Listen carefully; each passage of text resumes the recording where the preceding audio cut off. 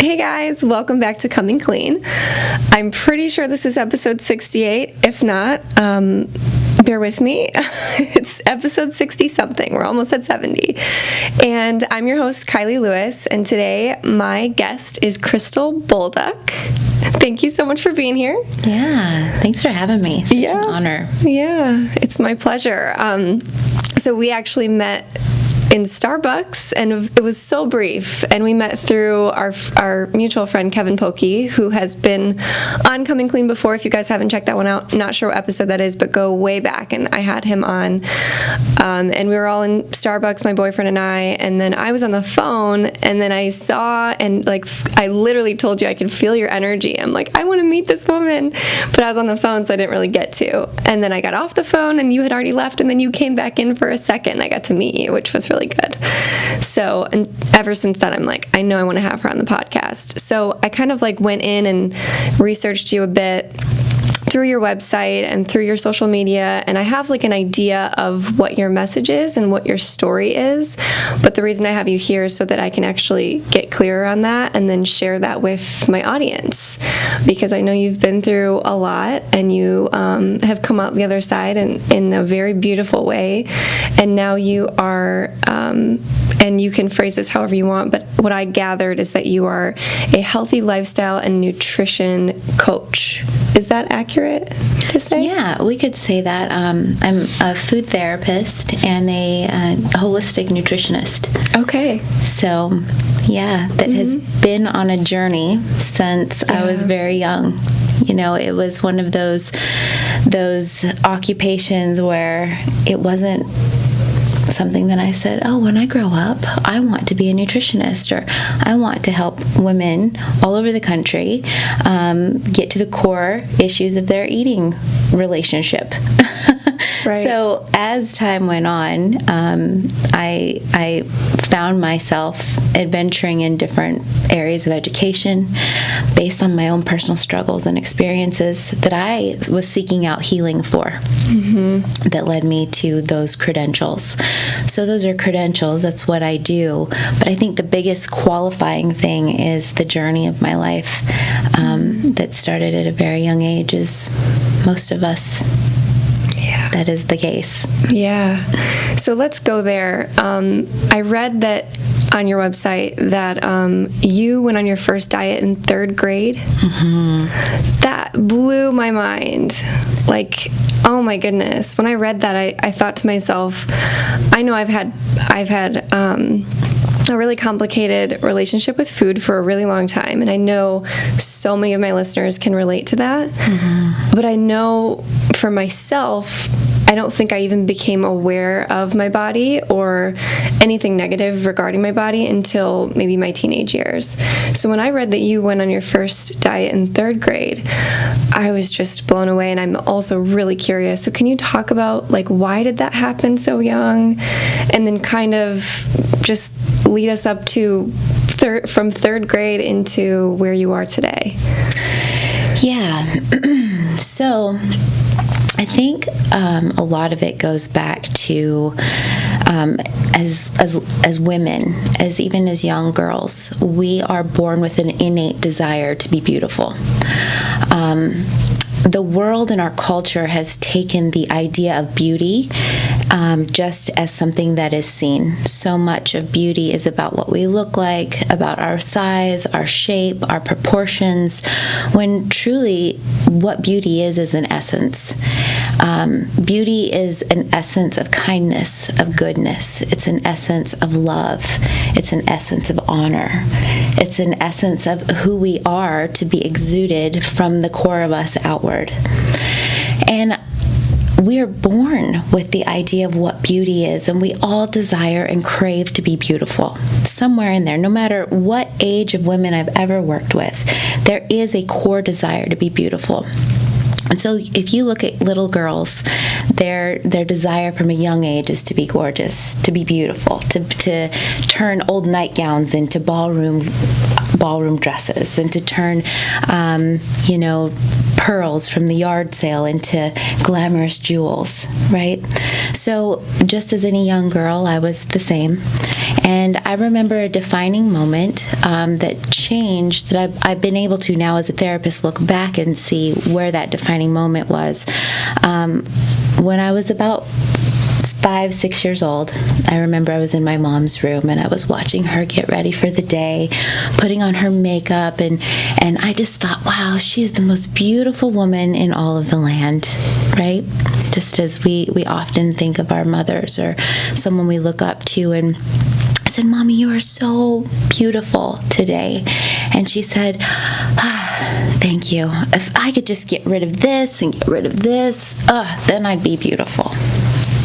And at that very moment, I remember, if the most beautiful woman in all of the land is not beautiful, and I'm her daughter, and I'm her princess, then what am I? And that's where the idea of comparison started to invade itself into my life, of seeking out, well, what does make me beautiful? I remember specifically a certain girl that was in elementary school with me, blonde hair, blue eyes, light skin, and she had slender fingers and so dainty and feminine, and I seemed to be this bigger, thicker girl, which I was, who was heavier, broader, not quite so feminine. And I remember at that point just really breaking down because I wanted so much to be beautiful like her. I wanted so much to be beautiful like the images that I had seen.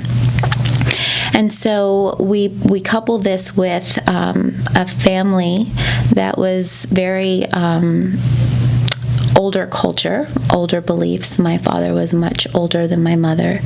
And the image and the worth of a woman came a lot to her beauty, came a lot to her size and the way she carried herself, the way she held her shoulders, her manners at the table, all of the things that are beautiful to the eye to be seen. And so I started to put on weight at a very young age. It was an Italian culture family. When we were happy, we ate. When we were sad, we ate. When we celebrated, we ate. Food was just inundated all throughout every emotion. So about third grade is when I really started to put on a lot of weight. And my parents they couldn't help me. They tried to teach me about food. They tried to tell me what food was bad, what food was good. And my mom did what any loving mother that's seeing her daughter struggling with comparison and already self-hate, self-shame, self-loathing, she called a nutritionist. And we didn't have much money, so she would save and kind of nest egg a little money away each week for me to work with this nutritionist. And in the very first day, the nutritionist had me go through magazines and find the most beautiful woman that I could find that I wanted to be like, that I wanted to look like. Oh my goodness. So, of course, it happened to be in a Victoria's Secret magazine. It wasn't a swimsuit issue or anything like that, but I remember she had long blonde hair, small shoulders, a small frame, had a wispy sort of charisma to her, and that was who I can still see the image, because from there I was to post that picture up on the refrigerator, and every day that I felt like I was hungry, to look at that image and to remember what I really wanted. And so here planted the ideas and the thoughts that your worth is what this looks like. And if you look like this, you are good and you are beautiful and you are of worth. But if you continue down the track that you're on, Krystal, you're bad and you're not of worth. And the shame that you feel is yours to have. So that's where it all started, as I've been able to reflect and look back. And that just perpetuated itself into a journey of the quest for beauty. this quest that I thought could be obtainable through a size, through an image, through an appearance, through a look. Wow. And so when we say third grade, we're talking, what, 9 years old, something like that? 8 years old. So young. And I'm sure this nutritionist didn't have a clue what she was doing by telling you to do that. Or maybe she did, I don't know.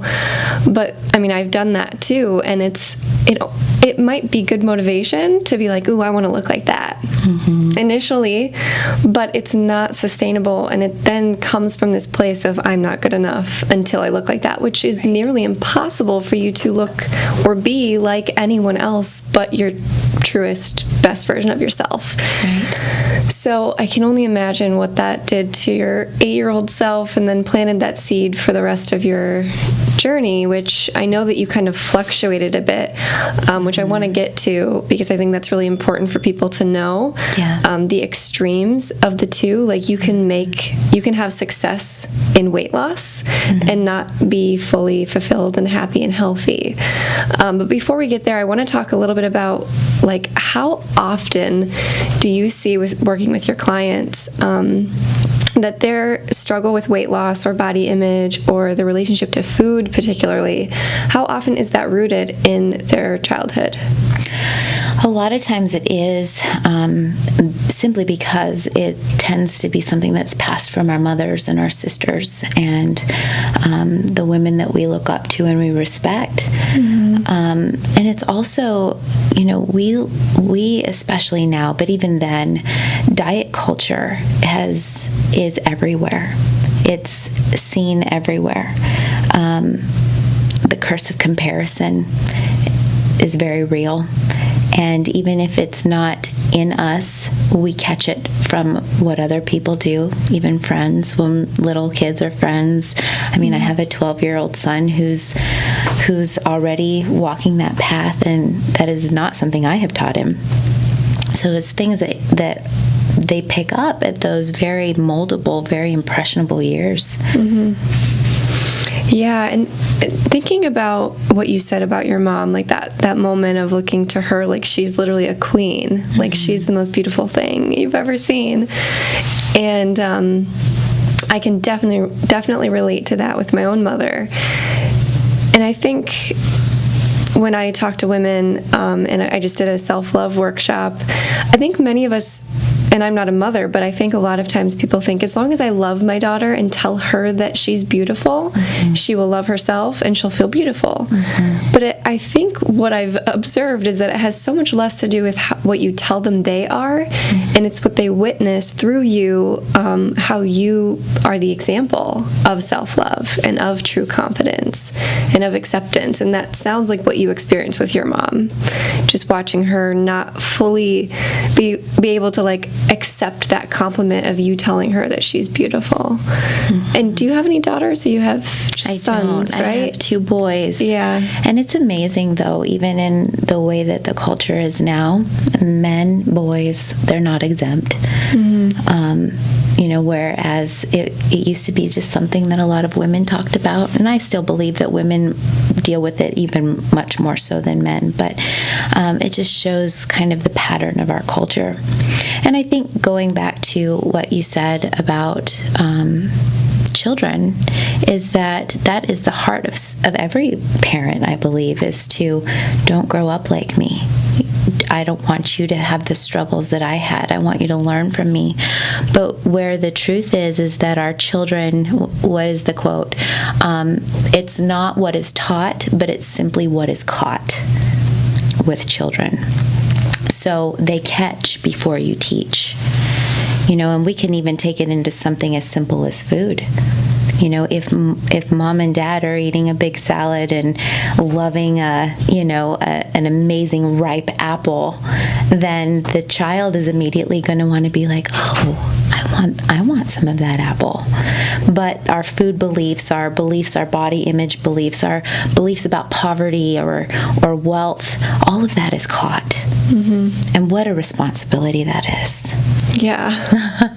Yeah, especially because most of us, as we become adults, technically adults, we're still dealing with our own things that we caught from our parents. So it's like this endless cycle that you have to be so conscious of, and that is a lot of pressure. Yeah, and I think as we do evolve into adulthood and we understand the perspective, it gives us so much grace and just understanding for our parents, that the things that we caught for them, or the things that they taught us, or the things that maybe we were a secondary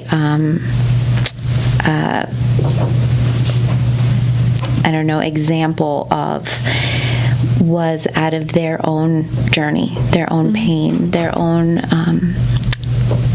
working through their own wounds. Yep. So I know for me, that has brought me so much grace and understanding, not even just in my parents, but in a perspective shift of culture in general. Yeah, definitely. My boyfriend and I talk about this all the time, and we actually watched, have you seen the Minding the Gap, the documentary on Hulu that's based in Rockford? Yeah, I actually just saw it a couple of weeks ago. Yeah, same. And as we watched it, it was just, I mean, it's a beautifully filmed, and like as an art piece, it's beautiful. But it's so unfortunate, because what's so clear in there is that endless cycle of broken adults having children in a broken environment, and then they grow up and have children, and it basically stays the same unless you remove yourself from the environment. And you become above it and more conscious, and you can heal yourself before you continue the cycle. Yeah. So it's tough and it's complicated. It's really big. It's a big thing. Yeah. Well, and I think a big part of the work that I do is, in the first phase of before we can even talk about nutrition or talk about healing the body, we've got to come to this amazing awareness, just awareness without judgment. And I believe that once we become aware, again, without judgment, without shame, without guilt, we've got enough of that. When we become aware, we can start to see the perpetual cycles and patterns, not only in ourselves, but in our lineage, in our culture. And where things have the ability to shift is when we gain an empowerment over the very things that keep us stuffed down, over the very things that keep power over us and keep us controlled. When we realize that I have the ability to get over that and get on top of that thing, where it's not going to dictate where my entire life goes from here. That I hold the power within my choices, within my perspective, to shift and change the lineage of my family. Maybe I know for people like you and I, to shift the pattern of a culture, right? We have that ability, and we don't even realize it. So how did you, like, very specifically, if you can remember, was there a moment, was there a movie you watched, or a book that you read, or a conversation you had? Like, when was that moment for you where you're like, oh my gosh, I have power by choosing my thoughts and choosing my actions? Yeah. So, without making a long story long, and see if I can condense it here. When I was 16 years old, I had gotten to a point where the patterns that I saw in my parents' marriage were so unhealthy. So much so that they caused a lot of fear in me, made my home environment very unsafe. And when I was 16, my mom had finally broke down for the last time in front of me, and I remember grabbing her by the shoulders and telling her that she had to go, that she needed to get out, that she needed to pack up my little brother, and she needed to go. And in that moment, the shift happened because she was making choice over choice over choice to stay defeated, to stay broken, to stay depressed, to stay stuck. And I'm not an advocate for divorce, but what I am an advocate for is your own owning your shit and then moving on past that. instead of to justify everything that happens to us,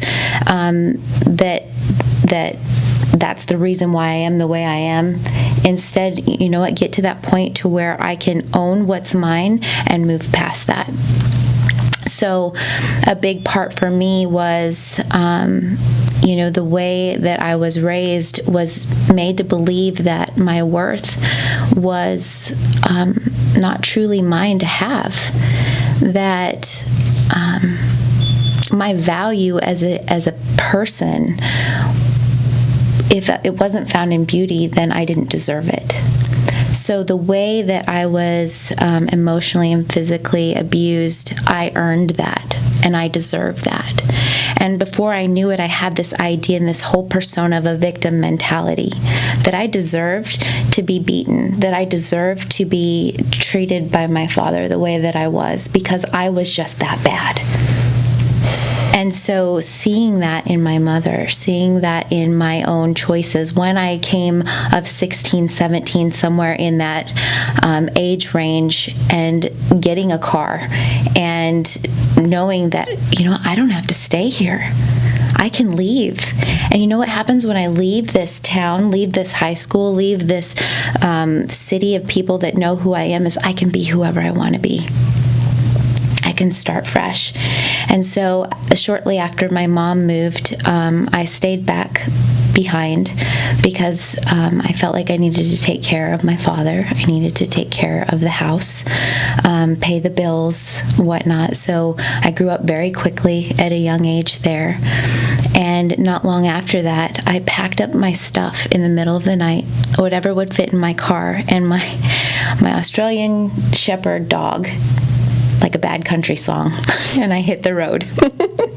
And that's before cell phones, that's before, GPS, and I had an actual map. And now I grew up in Wyoming. I had never been past Salt Lake City.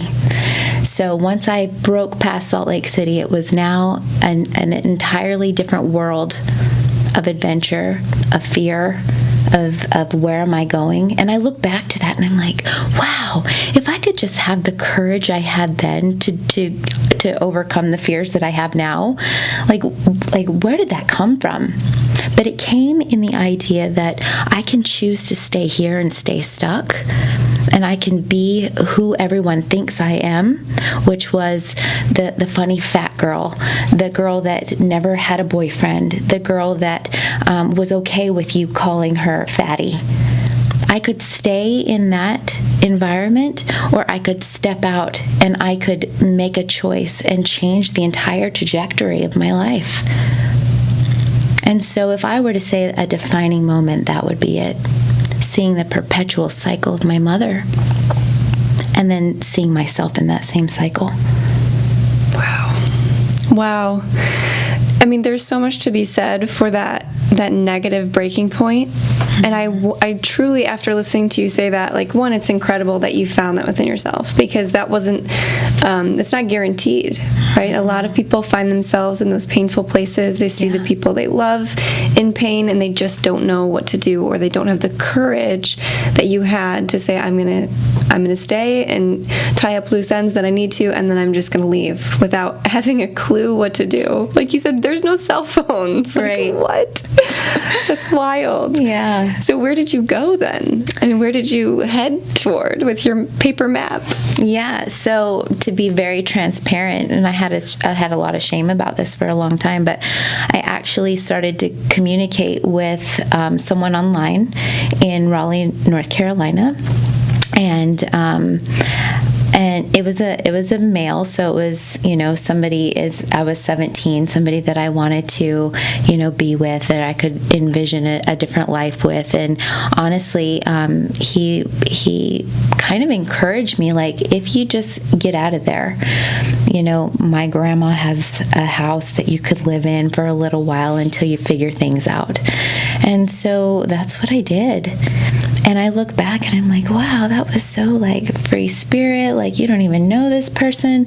But it's amazing when you look through a God lens and you see the plan for your life, and you know the pieces of your life could not have fit together the way they are today unless you took all of those brilliant steps and all of those really dumb steps.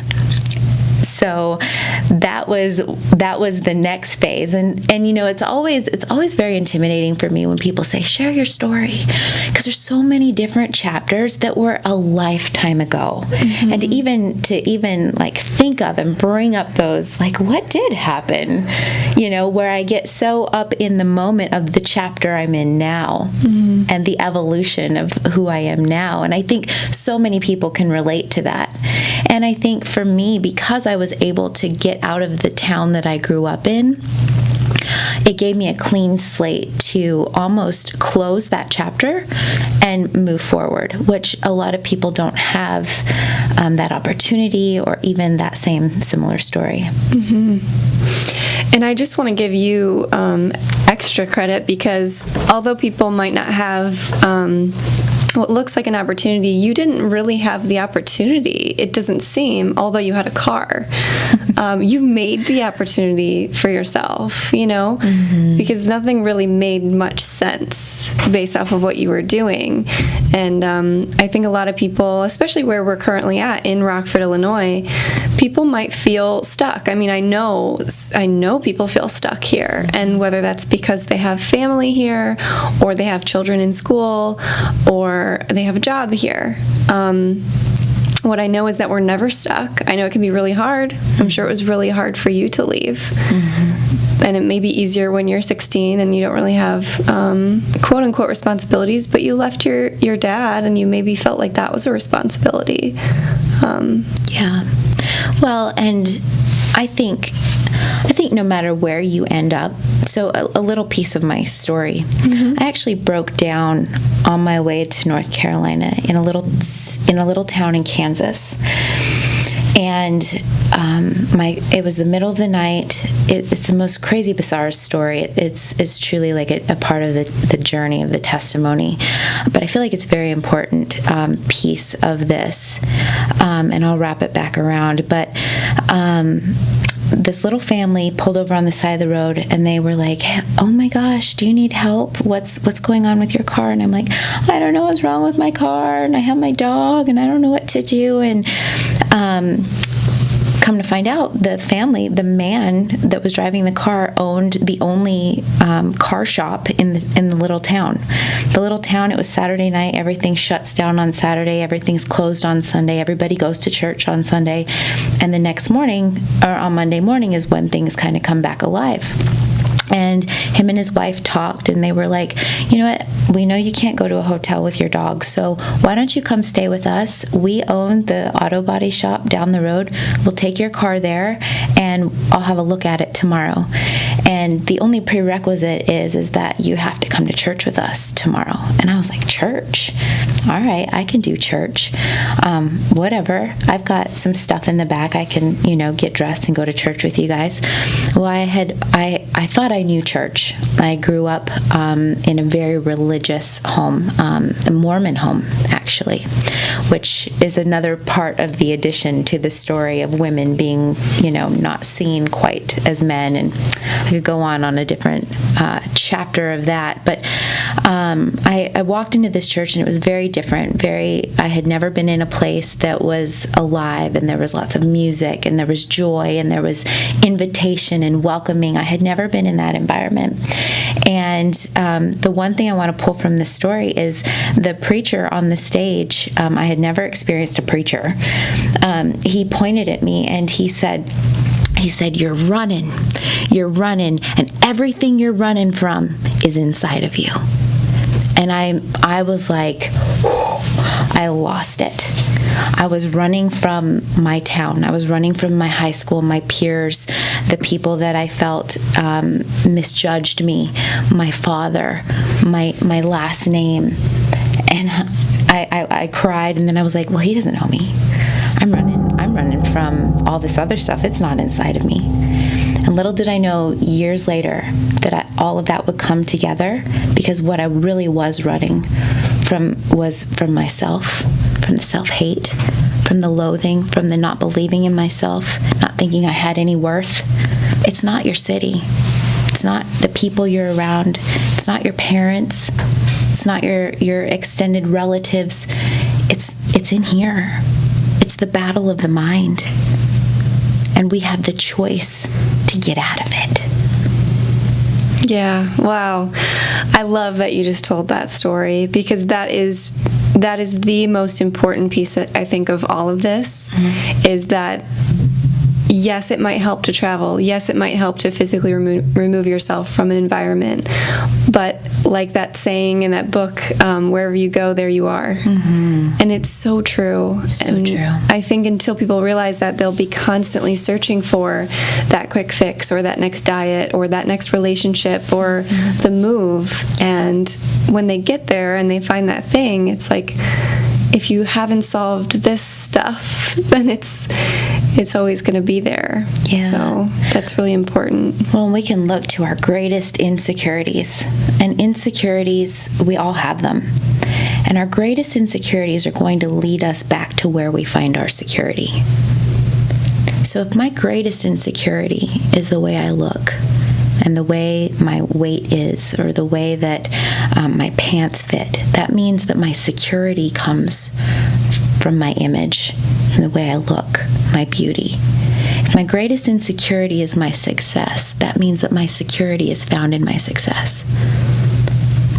My greatest insecurity, and you could insert anything there. And that's what I love about insecurity, is when we find our insecurities, our fears, it leads us back to where we find our security. And where we find our security is oftentimes a lie that we're chasing. Yeah. So I really want to ask you, because of especially what you just said, when you're on your journey of weight loss, and you thought your biggest insecurity was maybe, or one of them was your physical body, and then you went after it, and you said you laced up your Walmart tennis shoes, and you went to the gym when nobody else was there, right? So no one could see you. Yeah. You talked to us a little bit about, like, you really going after that weight loss and then achieving it, and what that felt like for you. Yeah, so I think this is the biggest thing that I have to offer in my story is from this point forward. I see my adolescence and the way I grew up what pushed me into the next phase of the journey, and what brought me to do what I do with other women all around the country. So growing up in a household and in a culture where your beauty is in your size, your beauty is in your numbers, your beauty is in your comparison, like I said earlier, I simply wanted to be beautiful. I wanted to be wanted. I wanted to be pursued. When we look at the innate desires of a woman, we all do. And if we say that we don't, it's because we have pain or wounding or betrayal that's wrapped all around it. So not feeling of worth, I didn't have the confidence or the empowerment to be seen at the gym because I didn't belong there. I didn't have any clue what to do. All I knew was diet culture. I thought I knew everything there was to know about nutrition, but really I just knew diet education. It was very different. So calories in versus calories out. You eat less than you work, then you consume less than you expend, right? Simple math. So that's what I set out to do. I set out to eat as little as possible and work out as much as possible. And it brought results, of course. If you deny yourself just enough and you push yourself just enough, you will get the results that you're looking for. Now, were they sustainable? Definitely not. So a part of that was when I was 16, a doctor put me on fen-phen. I'm not sure if a lot of people can relate to that. If, that was a big thing in my culture, in my generation, was, oh, there's this new diet drug that's going to give you energy. It's going to make you eat less. A lot like the dexatrims and the ephedrins and all of these things. So I sought out dexatrim. I sought out ephedrine to give me that edge so that I would have enough energy to not eat anything and push my body really hard. Yep. And so it brought me down to that false confidence. It brought me to my security. My insecurity started to melt away. I started to get my security because I started to lose weight. I started to feel a worth, of value. But because it wasn't sustainable, there's no way it's sustainable. Our own physical body cannot sustain on no nourishment, on no nutrients. So what did that do? It would then lead to mindless overeating. And I refer to that as binging. A lot of people think binging is just coupled with purging, or it's just coupled with anorexia.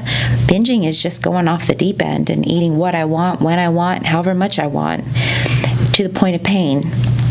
And so, because I wasn't perfect, and I would mess up, and I would finally give in to all of these cravings and my crying body, of course I would binge.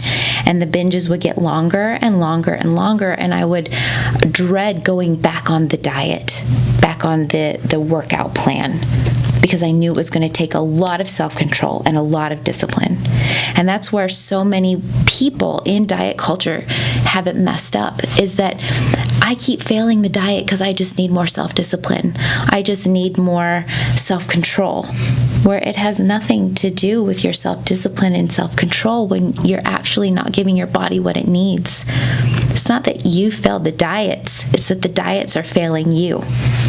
And so it brought me every single time to gaining all of the weight back. And with gaining all of the weight back, it also gained all of the insecurity back. Yeah. So, oh my gosh, I can relate to your story so very much. The amount of weight that I gained and lost was, I think, less. But to me, it's like there's no need to compare those things when really it's the internal experience. Yeah. The diet pills, I know so many people that have taken things like what you're referring to, myself included. And not only did it give you unsustainable results, but it affects your emotions so much, and it made whatever negative emotions and negative self-talk I had going on inside amplified. And I would binge too, because I was starving myself and running on the treadmill. So then, as we know, we could obviously go into the details of throwing off all the hormones, and your brain can't function properly. And so anyone listening to this that is currently taking something, I try to come at it from a very playful place, because like you said, there's already enough shame and guilt. So do not feel shame or guilt if you're taking diet pills or anything like that. But just get curious about looking into what's going on and how it's affecting you, and then really ask yourself, is this gonna last forever? Yeah. And is it giving me what I really want, which is really not the weight loss, it's the feeling that you think the weight loss will give you, right? And that's wholeness, fulfillment, happiness, true confidence, self-love.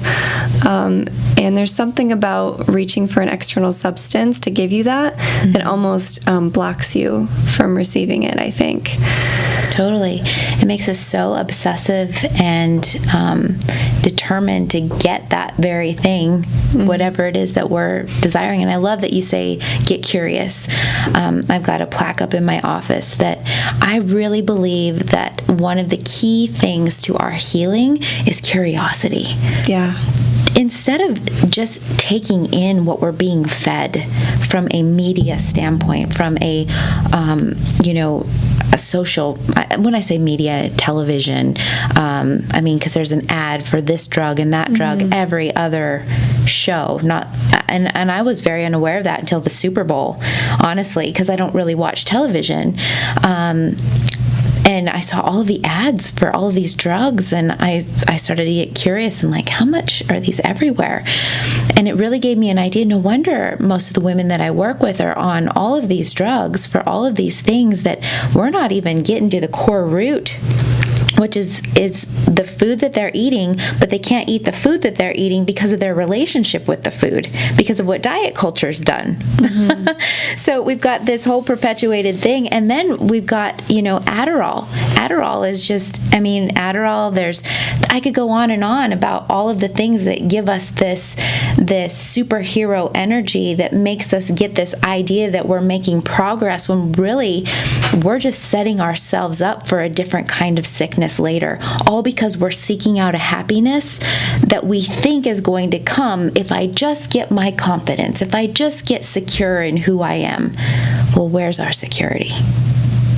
Right? Yeah. Oh, yeah.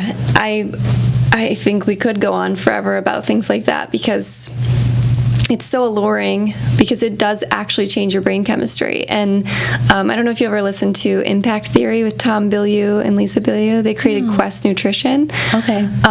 He always talks about, though, like, all we are is brain chemistry, in the sense that our experience is happening in our brain. And so everything we eat, every thought, every pill or lack thereof, the water we drink, the environment, the conversations, all of it is causing different brain chemistry. And that will allow us to feel good emotions or negative emotions.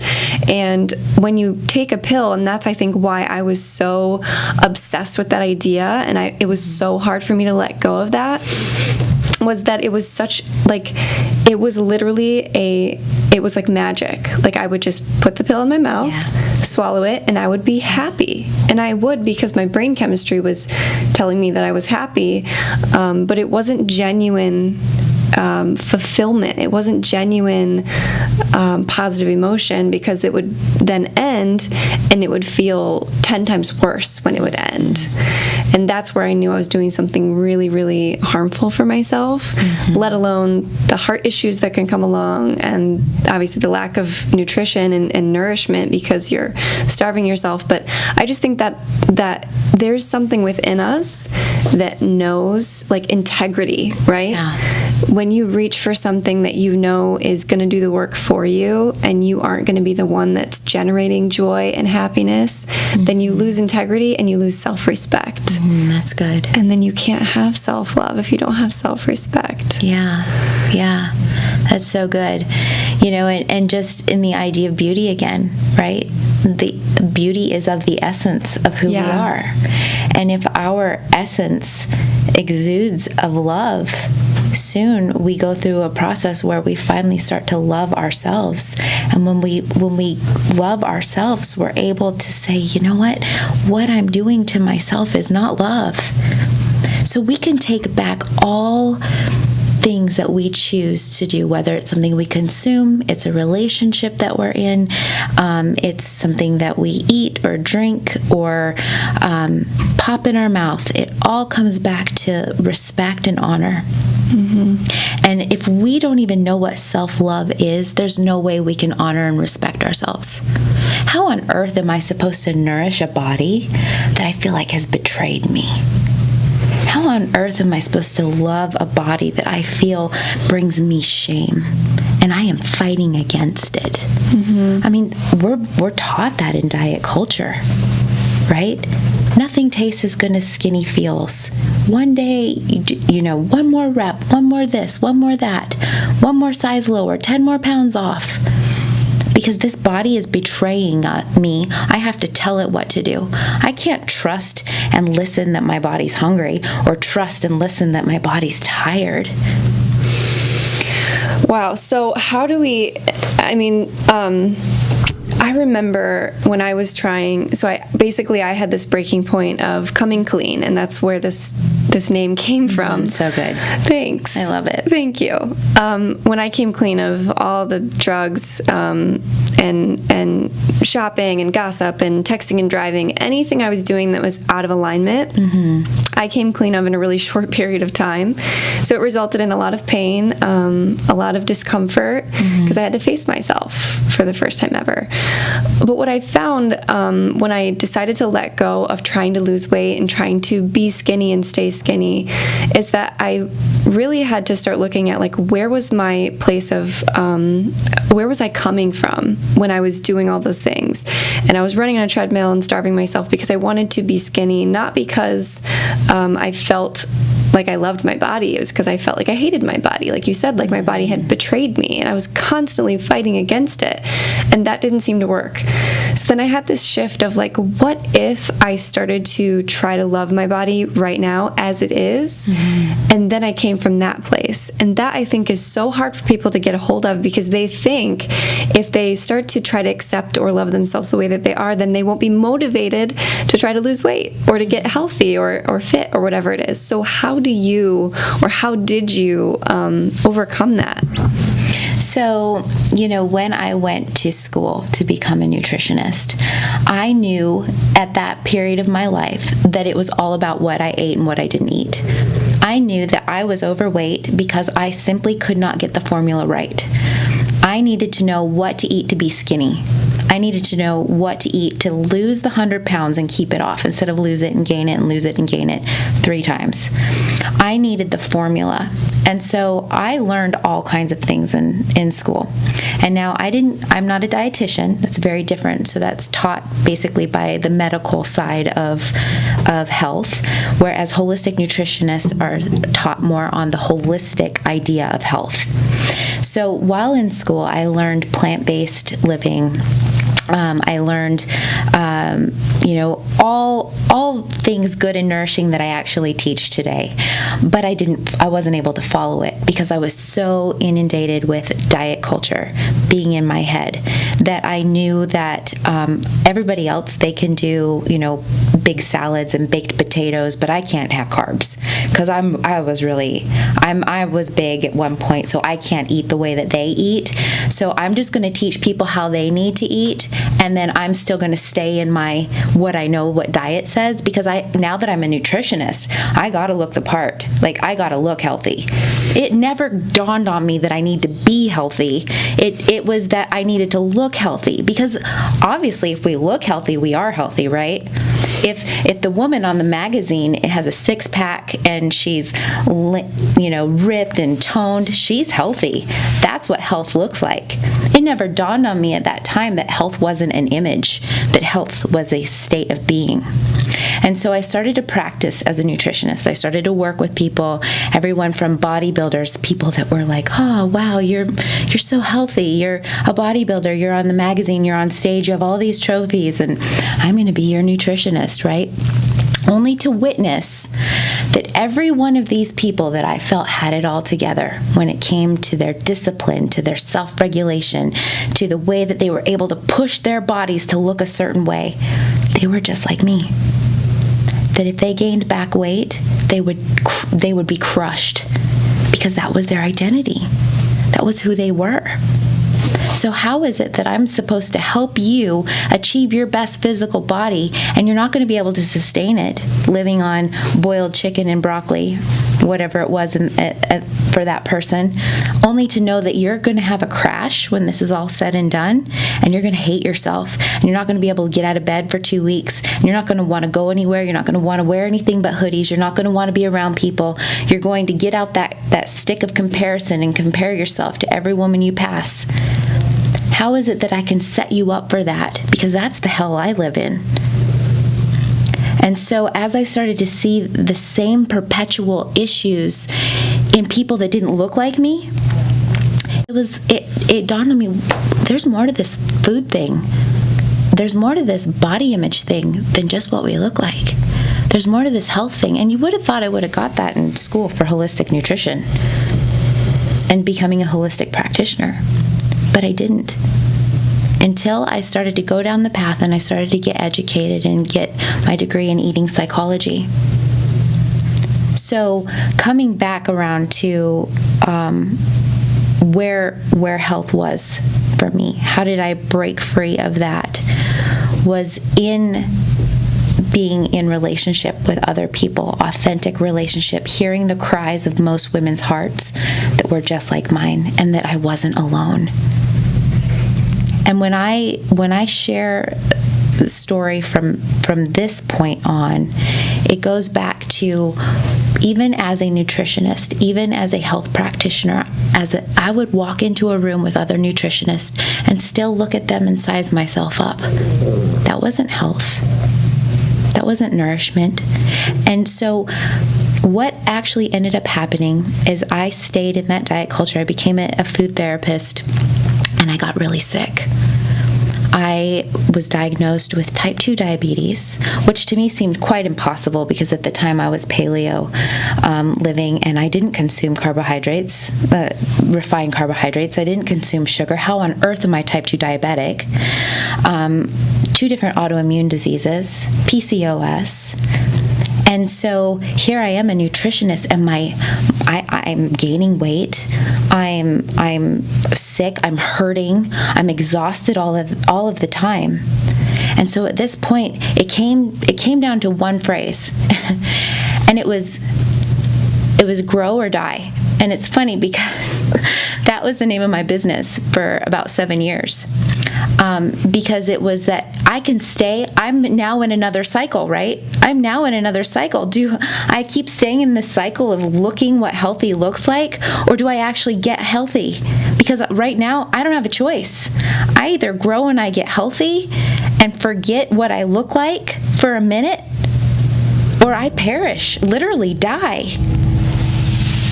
In exhaustion, in defeat, in weight gain, in this whole thing that I didn't think was in my security, but my security was still deceptively what I look like through all of that education.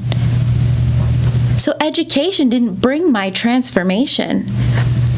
It was the revelation of life that brought transformation. And so in my practice, I understand that it's not going to be more education that shames you or guilts you or teaches you into a healthy lifestyle and being able to heal your body and being able to exude a life of health. It's going to be a process. I love that. And it makes me think of Tony Robbins talks about, like, most of us know what to do. Most of us do. And all of us have cell phones. Yeah. So we all have access to the internet. If you wanted to really research for an entire 24 hours, you could find the answers of where to start, at least, right? Mm-hmm. Bodies are complex. It's not going to tell you exactly what your body needs. But you could figure out, like, okay, maybe you need more vegetables, more water, less refined carbohydrates. Simplicity, right? Mm-hmm. And then you can get more complex. But it doesn't really matter if we know what to do if we don't really work on our internal dialogue and our internal relationship that's causing us to look for food for emotional reasons, not for I'm hungry reasons. Yeah, well, and so much of that in itself goes back to, just not what I'm doing, but why am I doing it? Mm-hmm. The awareness, right? The awareness without judgment. Okay, I am not going to look at stopping at 7 different drive-thrus on my way home from teaching a nutrition workshop and binging on everything. I'm not going to focus on that. I'm going to focus on, why am I doing that? Yeah. Like, why? What am I going to? And through all of the whys, I've been able to kind of nail it down to 7 different traps, 7 different whys. Let's hear them. So we've got the best friend trap. I need a friend right now. I need somebody that's going to be there and that's going to make me feel good. And food never talks back. Food never says no. Food is never not available. If we want it, we can go get it, right? The best friend trap. We have the food rules trap. The idea that, oh gosh, if I eat that, I can't eat that because I am paleo, or I am low carb, or I am whatever it is this week, or this fad thing, right? So the food rules. We've got the inner self-critic trap. oh, I can't believe I said that. I can't believe I did that. I can't believe that I responded that way. I can't believe I didn't say no, tearing ourselves down. And I don't really want to think about this. I don't really want to feel this right now. So and we don't even realize it, I'm going to go to food and be a distraction. Because what happens is if I eat all this food, then all of a sudden I'm now really angry with myself, and I feel ashamed of myself, and I feel guilty, and now I'm in pain, and now I'm not even thinking about the self-criticism that's happening. So I've just used it to shift it. Temporarily. Yeah, for a minute until the next morning, right? And then we use the guilt and the shame, and all that comes back. So we've got the yo-yo blood sugar trap, where we go off on the binge, we, have the donuts, and then we're just in this yo-yo blood sugar. Yeah. Nutrient deficiency. We live on fake food like food, and our bodies are absolutely starving for nutrition. Some of the most malnutrition people I've ever worked with are obese, including, that was me. You eat, but you could never get full. Let's see. I've lost count of where I was. I think you're at 6. I think there's one more. The habit trap. Habits. Every day when I drive past this place, or every time I do this, or every time I teach, for me in that story that I just shared, every time I teach a big workshop or at a conference, then I go and I have all the things. Right. And is that because, I deserve it, or a reward, or is it just I'm stressed out, so I'm going to go binge? Yeah. So at that time, it was all of those things. And you'll find in most of the traps, it's all of them rolled up because they perpetuate each other. Yeah. Right? So, yeah, there's so much. If we were to get into food psychology, we could do a whole segment just on food psychology. Please. That has nothing to do with my story. I would love that, although I love your story. But, going back to the whole, diet versus health, it had to come down to what is it worth to me? It came down to a physical crisis of saying, I'm willing to give this whole health and nutrition thing a shot, even though I've been a nutritionist at that point for 7 years. Wow. To see, is there something to this? Be curious again and see what happens. Yeah. I love that. Well, as we are, and I'm just going to break the barrier here. How much time? We're at 55 minutes? Okay, cool. So I had a couple questions come in from listeners that actually I wasn't necessarily surprised, but I didn't know who you were up until recently. And then I posted in my community, which you guys listening or watching, you should join, Happy Healthy Women on Facebook. People were like, oh, I love Krystal, and they knew who you were, which was really cool. Yeah. But these questions, just 2 short questions, you can answer it in a brief couple sentences if you can, are from listeners who didn't actually know you, I don't think, but these are really relevant for everybody.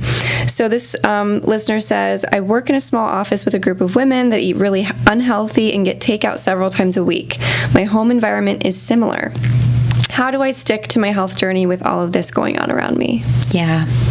So there's a big shift that happens from have to want to.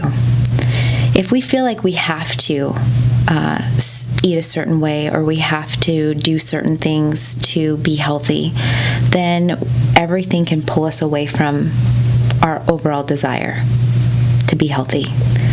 So we have to really tap and ask ourselves, what is my why? Why do I want this? Why am I doing this? Why am I making the choices? Why do I want to be healthy? Why do I want to feel good? Why do I deserve to feel good? And getting to a foundation that when we're in those environments, it's not a matter of I can't have that, but it's that shift of I don't want that. Yeah. Because I am in a place where I deserve to feel good. I deserve to get over this thing that has controlled me my whole life. So it really comes down, no matter what the story is, no matter who the person is or the scenario, it comes down to our why. And that's because we live in Midwest culture. We live in Midwest Illinois, the land of beer and cheese. And for somebody who really educates people against even dairy, I'm looked at like I have 3 eyes. Oh, Krystal, I'm so sorry you can't have this pizza. Well, if that were the case and I couldn't have it, it'd just be a matter of time before I'd binge, right? Yeah. But it's really a shifting a perspective of, why don't I want that pizza? Why don't I want it? Oh, I love that so much, so much. And I definitely had to go through that myself, because when you go to Thanksgiving or Christmas, I mean, there's so much of that, like, oh, yeah, Kylie can't have that. No, it's like, poor thing. Yeah, so sorry. Yeah. Just one bite. Have a cheat day. Right. And it is such a shift in your mind that you have to make, because there will be distractions, and really the second question is really similar. So I think you answered it, and she was just asking, like, well, what if my husband doesn't want to do this with me, And that's got to be so hard. And I'm so grateful that I have a partner that wants to be healthy, Yeah. Because that makes every decision easier. And we eat together. We eat the same things. It's like, that is just never an issue. But I know that so many people struggle. My husband doesn't want to do this journey with me, and so therefore I can't find it within myself to do it, even though it's really about no one other than yourself. Right. And if you're with the right person, they might be inspired by you later on to come around, but it's never going to be because you made them, like you said, because then that's a whole nother layer of, they're going to have to do it because you told them to, instead of because they actually want to. Yeah. And I hear this so much, and it can really be a reason why women justify it too. We love things that justify our addictions.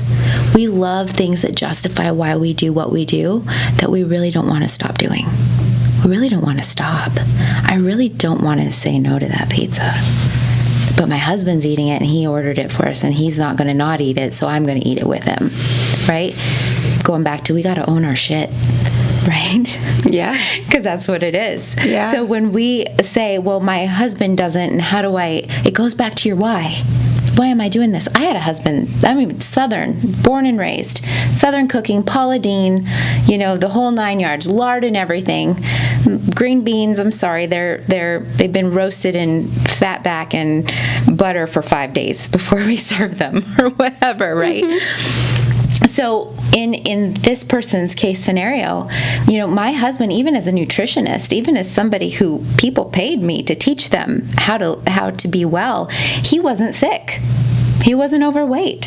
So really, he didn't have a crisis. He didn't have a why. It was just a matter of, hey, it tastes good. So for him, where the shift happened was that, I am tired, or I'm crashing, or I see you running circles around me. I see you who's healed your body. I see you who's been able to lose the weight and keep it off for 8 years or 12 years, whatever it's been, right? So maybe there's something to this thing. And so when what is caught is going to be caught before it's taught. I'm not going to be able to nag my husband into anything except for maybe doing a load of laundry. But I'm not going to be able to nag him into the way he eats in our house, the way he even portrays himself to our children. If you have a husband who's like, ew, what? You don't want to eat what mommy's eating, then it's a battle within your household. It's hard. And so you have to go back to your why. Why am I doing this? And that you commit to living as not only just for yourself, but as an example to the people and the family around you. Because that's a battle zone all in itself. Yeah, that's got to be so hard. And I have heard that so many times, and it's valid. And like you said, we love those justifications and those excuses, especially when they're so valid, as to like, oh, I'm the only one in my house eating this meal, including my children and my husband, and maybe you're getting made fun of, or maybe you're having to spend extra money outside of your usual budget. Maybe you're cooking. I knew a woman who was literally cooking 2 meals, one for herself and then one for her husband and kids. And that's just got to be so tough. So common. And I did that for a long time too. Wow. And then we can even advance that to where I'm at now. I used to be judged for being overweight and obese. And now I'm judged for the opposite. Now I'm judged for being healthy and for not being obese. So you have to know why you're doing what you're doing. You know, my family, we're a plant-based family in the Midwest. And that is really hard on my 12-year-old just recently, to where kids will shove him in the hall and be like, move, vegan, or whatever, right? Wow. But we have to know why we do what we do. And I ask him, I say, you know what, don't be sad, because you're doing what you know you need to do for your body. Mm-hmm. And he's 12 years old, but he knows why we do what we do. Mm-hmm. He knows that it is a gift to know about healing and nutrition, and he's brilliant. He's off the charts smart. And it's nothing that I've done. I just believe it's because his body's been fueled correctly his whole little life. Mm-hmm. So we are always going to be judged for something. We're always going to be made fun of outwardly or inwardly for something. So you've got to find what is worth being judged for. And to me, it's pretty worth being judged, being healthy and feeling good. Because you know what? It's my life. Amen. I love it. What a great way to end the podcast. I love it so much. Thank you. Yeah. Thank you. I know so many people are going to feel that they can relate to you in so many ways, and I know a lot of people will get value from this, and I look forward to hopefully having you on again sometime, maybe to talk about, like you said, food psychology, because I'm fascinated by it. Yeah. I know a lot of other people will be too. Mm-hmm. So before I ask my last question, just a short two-part question for all my guests. What is one thing that you're wanting more of in your life, and what is one thing that you're currently coming clean of? Okay. Gosh, I should have thought about that before. It can be really simple, too. Okay. What is one thing I'm wanting more of in my life? Honestly, presence.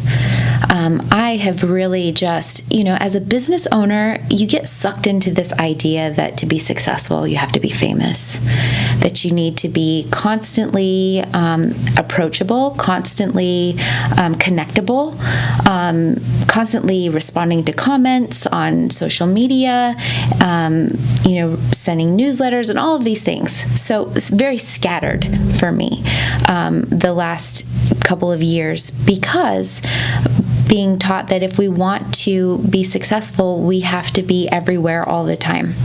And so for me, getting more presence means putting my phone on Do Not Disturb. And I answer text messages from this time to this time. I answer emails at this time. Because what started to happen was my presence was nowhere. Nobody was getting the best of me. Everybody was just getting parts of me, including me. I wasn't getting the best of me. And I wasn't able to center myself because I was so scattered and separated. So that's what I'm working on gaining more of.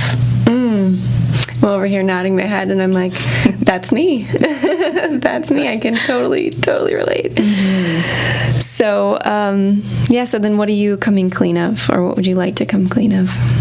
Coming clean of fear. There's so much that I have just been awoken to, of things that I've been held back from because of fear. And not blatant fears, subconscious fears. Fears of my inner voice, fears of not being accepted, fears of being too passionate, too bold, too truthful, too factual. So the main thing, and it has been probably for about 3 months, has been fear. I think we can all relate to that. Mm-hmm. I love that. Thank you. Thanks for sharing. Yeah, thanks for having me. Yes. So where can people find you if they want to connect with you further and see what you have going on? Yeah, so I'm on social medias like all of us. Mm-hmm. Life Nutrition, and that's LYFE Nutrition. Right. That stands for Living Your Full Experience. Oh, I didn't know that. Yeah. Very cool. Yep. I'm on Facebook, Instagram, and my website is changeyourlife.com, and that's changeyourlyfe.com. And hopefully, I don't know. You'll see on my website that I've got a few things going on in Rockford where people could drop in and like in-person events. Mm-hmm. Okay, cool. Just like workshops and things like that for now. Yeah, So- I mean, not just like that's great.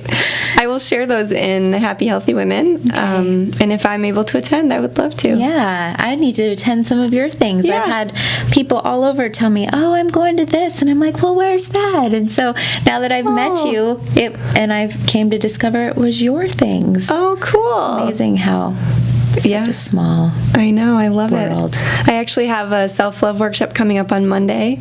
I don't know when this will be posted, but if you're listening to this and it's before Monday, February 25th, then you can go to KylieMLewis.com and sign up. It's only $5 because it's kind of like this new thing I'm trying out, and I wanted to be able to just do it, have a ton of people there, and really experience it. So it's only $5 to come. And All right.